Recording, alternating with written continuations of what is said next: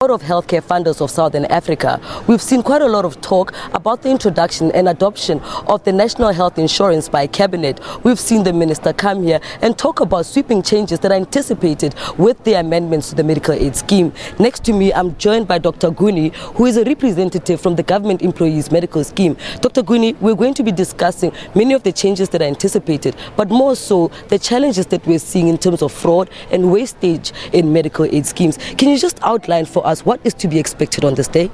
Right, so good morning and thank you for the opportunity.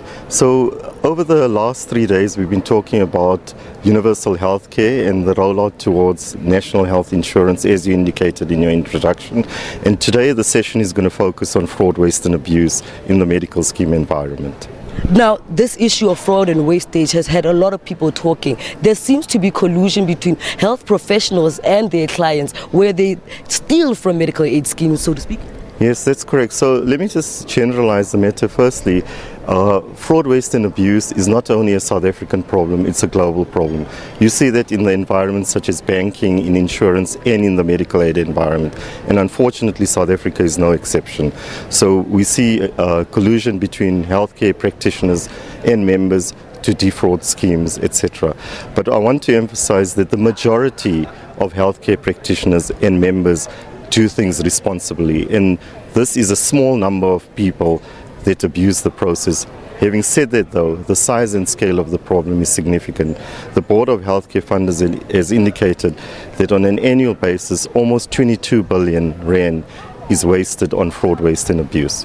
With that scale of damage, are we not at all worried that it may translate and extend to the national health insurance? I think that's a very important and necessary concern that you raise, but therefore, as we move towards national health insurance, it's important that the right governance structures are in place and also the procurement process are well implemented to protect the national health insurance process from these abuses. Okay. What would be these interventions? So let me give an example. So we've seen over the last couple of days and more recently the SIU has hosted a workshop on fraud, waste and abuse, and that's going to be in the session today as well, where they brought all of the industry players together, both in public and private, to work together to identify areas of vulnerability in the healthcare system that can impact fraud, waste and abuse.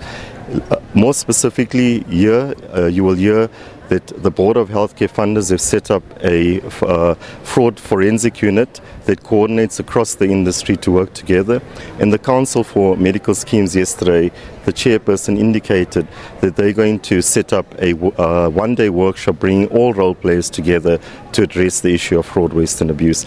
And as GEMS, we want to be playing a very important role in contributing to resolving this important challenge. I look forward to more on these engagements about fraud and wastage. But back to this topical issue about the impending amendments to the Medical Aid Schemes Act. How do you feel about what is anticipated? What would you be, or what would your contributions be if you were to make any? Right, so I think from a GEMS point of view, we're very positive about the changes that are coming. As you indicated in your introduction, a year ago, the NHI white paper was adopted as national government policy.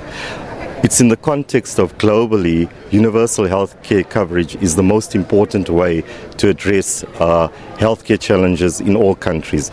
In South Africa, given our history, the health system highlights most dramatically the inequality of our past.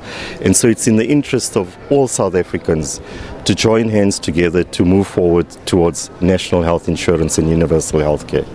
Absolutely, Doc. It's clearly interesting times in the South African health landscape. It is clear that the national health insurance will bring much needed health to those poor and who cannot reach the much needed assistance. Back to you guys in studio.